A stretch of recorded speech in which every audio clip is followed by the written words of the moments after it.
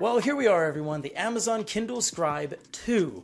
Well, technically speaking, it's not the Kindle Scribe 2, and even more technically speaking, it's the same generation. In fact, the model number is even the same, coming in at C4A64T, which you will see in the video as both on the previous generation and the current generation as the model number. Now, why do they do this? I'm not quite sure.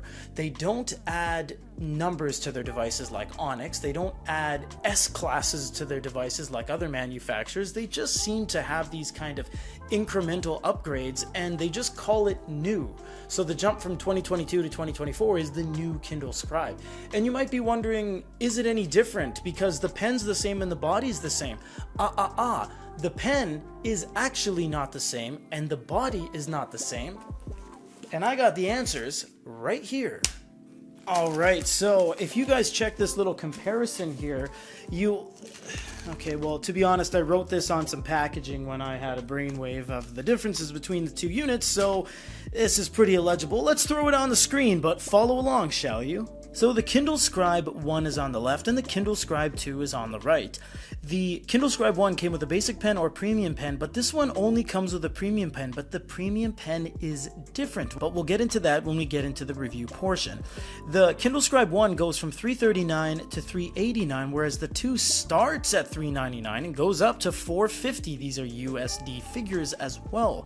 16 to 64 gigabyte versions are available on both. They both have active canvas, notes and docs, AI notebook tool, because the Kindle Scribe 1 got the upgrade that the Kindle Scribe 2 got. So with that, let's get into the Kindle Scribe 2. Looking at the build of this, it's the same thing. Although, I must say, this color scheme is really nice. This white bezel with the back that just wraps around to the front. Gorgeous color contrast. It's very, and even though this is metallic jade on the front ledger and the side, it's almost a little bit of a different flake in it because of the material. I love it.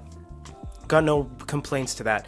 My only complaint is that there's not enough different, because there isn't anything different, although they state on their website themselves this is 0.1 millimeters thinner, not a millimeter thinner. 0.1. It's incredibly barely, it's so barely thinner that I think it's a mistake based off of the imperial to metric conversion, because it looks crazy identical. Even the number on the back is the same. It's technically not even a generational skip. You have the little rubber stoppers at the back that provide a great deal of grip, which I really appreciate. You have the power button, you have the USB-C. It's completely clean on all the sides. The back has a little smile. This thing leaves a ton of fingerprints. We alcohol our fingertips and wash our hands, of course, prior to every shot, but it does leave an ample amount of oils behind. It doesn't really break it down because there's no texture at the back. It's not perforated little holes, or it doesn't have like a leather backing like a Huawei or something, so really it just leaves spots everywhere. Also, the drop shadow is what we always mention in our videos when it is apparent, because this is a huge drop shadow.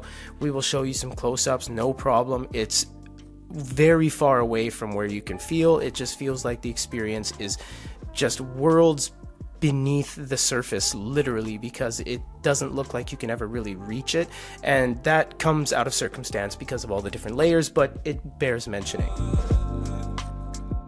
Despite what a lot of people say, no, the new pen is not the premium pen. They say it only ships with a premium pen, but it's not this one, and we'll show you why in a second. First, we have to weigh these for you guys. We're just going to call it generation. The previous generation's premium pen comes in at 15 grams, and the current gen, metallic jade or tungsten, comes in at 17 grams. The pens are also different in a few other ways. The previous gen pen has a great deal of travel when it comes to the eraser, and there's also this segmented line, and it's also kind of this hard rubber coating on the outside, and it doesn't have a rubber eraser. This is simply just plastic at the back. Whereas the new generation, the button protrudes out a lot more, than the previous gen. The tip is all new, they say, although it just feels the exact same, and you can use the previous gen tips on here. The eraser is the crowning achievement of this pen. Not only is it fewer travel between the distance of the gap, it's made out of rubber, much like the Staedtler Norris Digital Jumbo. This one is an actual rubber eraser, which gives it a very strong level of realism when it comes to erasing your notes, which we'll show you in the note-taking section. You know what I wish they would have done, at least a little bit, is change the home screen.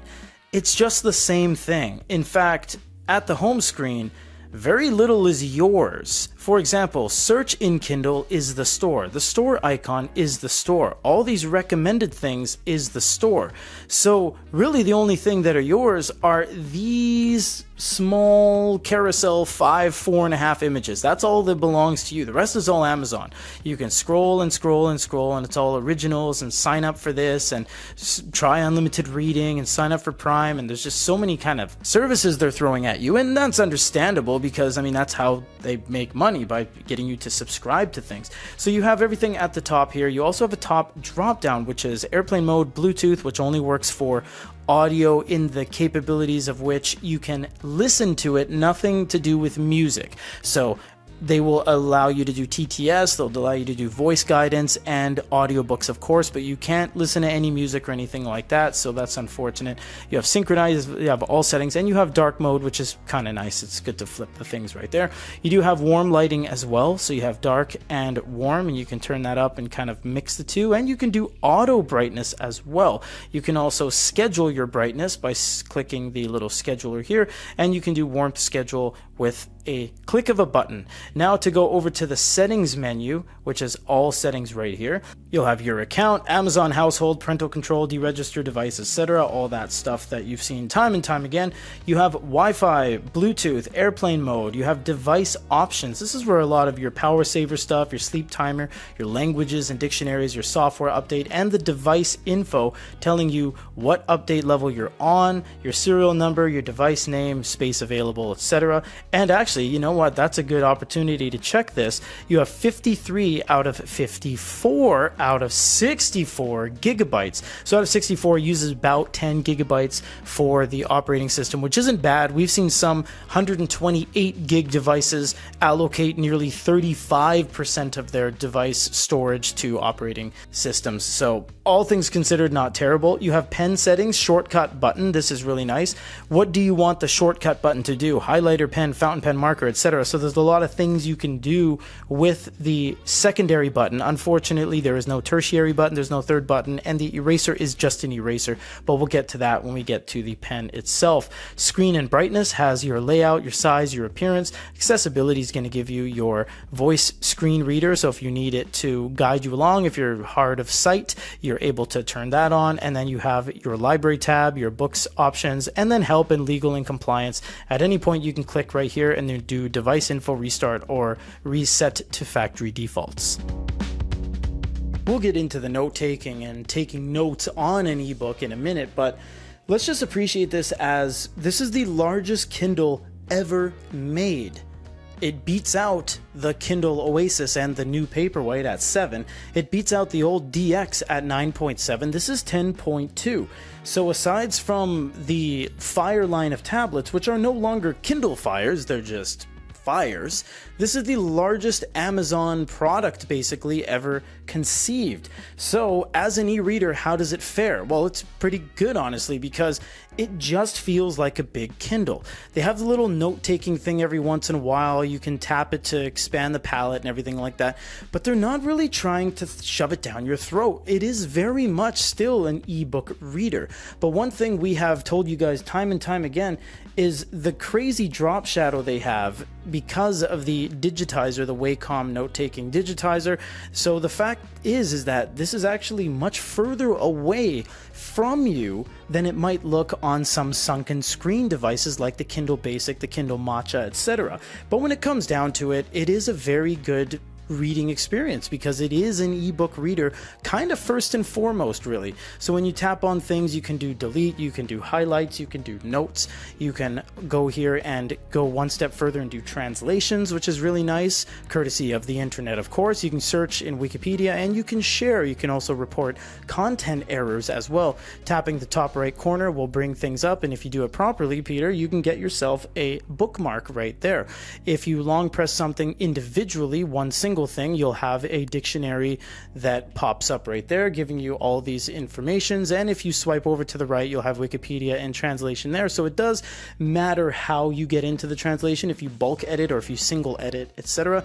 If you tap the top and go to the AA button, this will take you to all of your text augmentation, or how you change text. So you have your font family, which is the font style. You can embolden the entire book, which is kind of cool, and you can change the size. So you can go up pretty big, and we'll go to the highest possible size just to show you guys what it kind of looks like with most screen real estate we've ever seen on a device from Amazon. You can change orientation, although it has automatic rotate, which you can turn on or off because it does have a gyroscope and accelerometer, so you don't have to worry about that. And going back here, you can change the margin, the spacing, the columns, and you can go to more.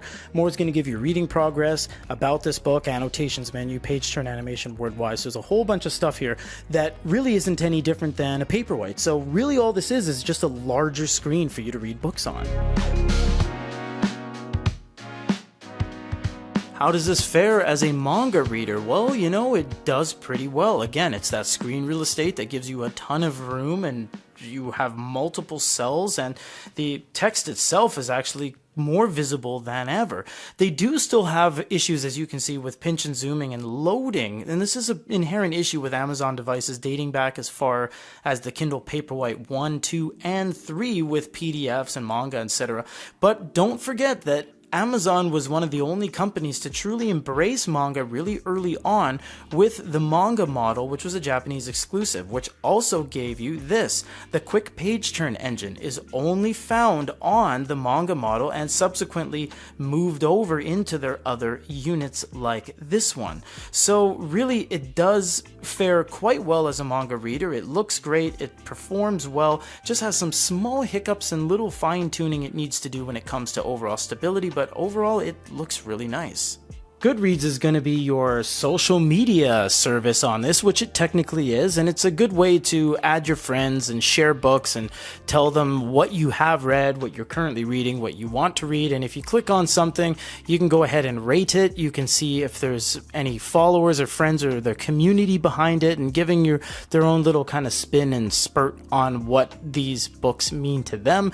And yes, it is kind of not the traditional social media where you can do updates and say like, hey guys, what's up, I'm reading this. So there's no videos, there's no pictures or anything like that, but you can collect a certain amount of friends and add books and add a description and a little thumbnail, but that's really where it begins and ends. But Goodreads is just sent there as a little bit of a pleasantry, and anything you read, people can kind of follow along with you. We'll let you guys hear the difference between the pens in a bit, because they said the tip is all new, even though it's the same tip that everyone in the industry uses. So kind of confused because they didn't really specify too much on that. The eraser is new though, so we're just going to focus on the main pen, the premium pen, which is the only choice for the latest generation. Wow, that's already much more of a realistic feel than the previous gen, but we'll get into that in a second. What kind of options do we have? So we have our different pens. We have regular pen, and then you have fountain, marker, pencil, and a bunch of different kinds down below. You can also click on the thickness right here, so it'll go fine, thin, medium, thick, and heavy. And you have the eraser, which erases different ways.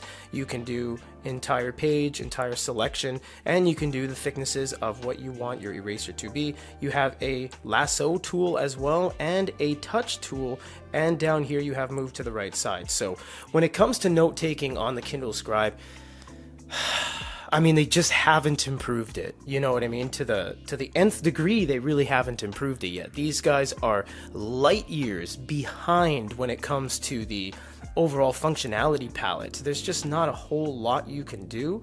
Now, you do have some other things up top, which I'll show you in a second, AI and all that kind of stuff, but we are going to just take some light notes to get a feel for how everything kind of feels on the page itself.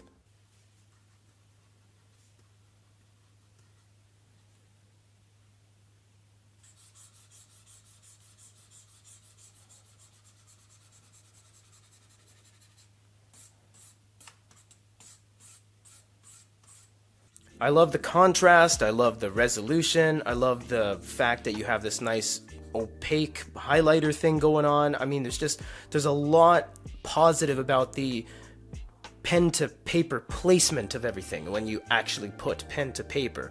But the functionality side of things with shapes and text inputs and recordings and all those little things are just completely left out. Now this is something I want to check out. The eraser. I'm enamored with this eraser because we haven't seen rubber erasers on a lot of units. In fact, one of the only units would be the Staedtler Norris Jumbo. And what you can do to test is you put a card on the table, for example this card, and use the previous one, and you see that it erases it. But if you use the new one, it grabs it, and that shows you the intense level of grip, that there are complete differences between the two, and this one is simulating an actual eraser, which is gorgeous. I mean, that's such a good design, and I feel that was one of the things that sets this unit aside, even though it's a little bit of a cheat because you can just buy this, but it's so nice to erase on this. It's moving the whole table, which is a good thing, because as you're erasing with an eraser, you got to hold the page down. You know, back in high school, you would erase, and then if you didn't hold it just right, you'd rip the whole page kind of thing when you're using your Cornell notes. It's such a sense of realism.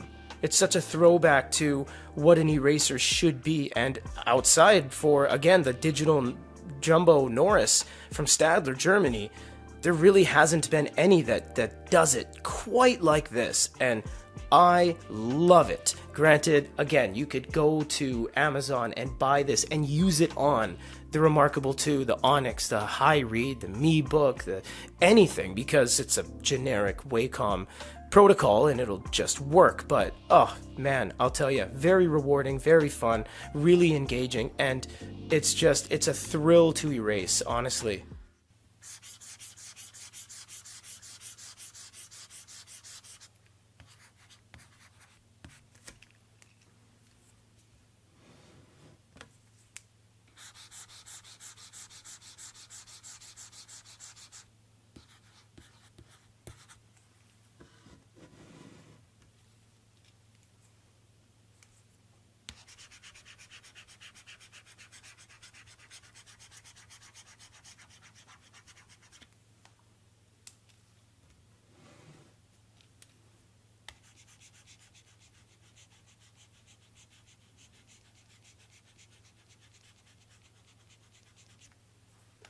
If you want to use AI summary, simply click the top bar, go to the little sparkle thing right there, and I will show you both of these, summarize and refine writing. So I wrote a little story about me going to the store, and I got to the register, realized they're not the cookies I was looking for. So I'm going to click summarize, and summarize the current page only, not the whole notebook, because I got 26 pages going here. So let's just do this page. There we go. So they added a title for me. It says gingerbread cookies purchased instead of chocolate cookies. The notes indicate that the person went to the store to buy a box of cookies. However, upon reaching the register, they realized the cookies were gingerbread instead of the expected chocolate sandwich cookies. As a result, the person decided to forego the purchase. You see what I mean? I didn't say expected, I didn't say forego or anything. What they did is they took my entire story and basically changed it, put their own words in it, spat it out, and it's the exact same thing, more coherently written, honestly, and they put it into a very nice little summary, which I very much appreciate. From there, you can add it to your notebook or customize further, which you can do font family, font size, line spacing, and so forth. And next, refine writing. Refine current page, entire notebook, again, just the page.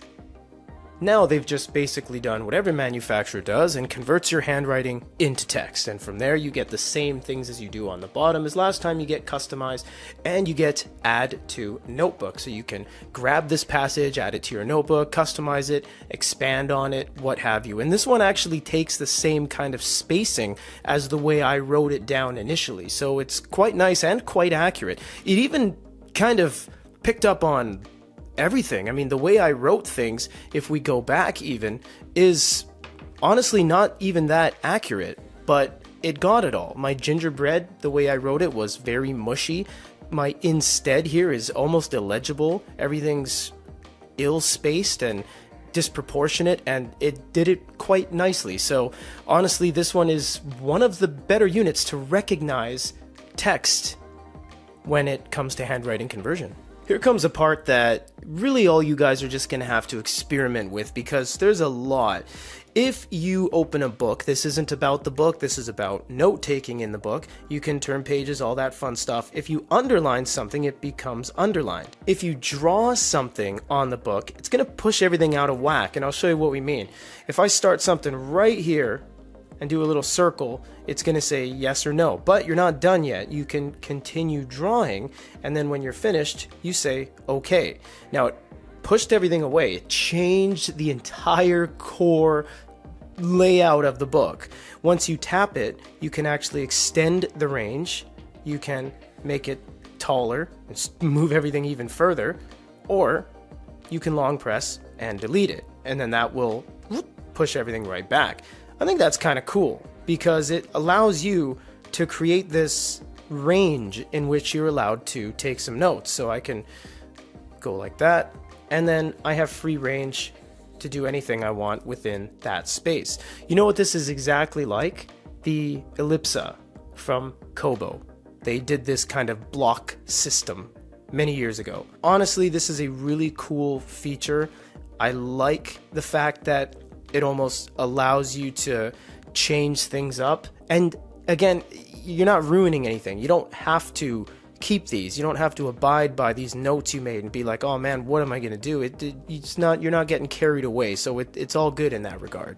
Up top, if you check your annotations, you get all your highlights, you get your underline, you get your note, and it tells you which one is a highlight, an underline, or a note. And when you tap on one thing, it'll go to where that thing is. So it is a really good way to organize all of your notes, all of your changes, all of your little doodles and everything without ruining the book. Really good change that, again, the previous generation had, but this one also has, so I think it's overall pretty nice. So in the end, is the Scribe 2 worth the upgrade? Sadly, no it's not. It's the same thing with the same model number. A new pen that you can buy separately, and it just costs more money than the previous generation. Everything on the inside that this unit has, the previous generation received in the form of updates. So things like the AI tool, Active Canvas, which are selling points on the 2, fall short of being perks because any scribe can utilize those features. We've seen Amazon do this countless times in the past. Sometimes they get a huge hit like the Kindle Matcha, and sometimes they have a swing and a miss like the Scribe 2. This is just simply encroaching on too expensive of a unit to justify for virtually no differences whatsoever, but it's 0.1 millimeters thinner after all, right? So, thanks for watching.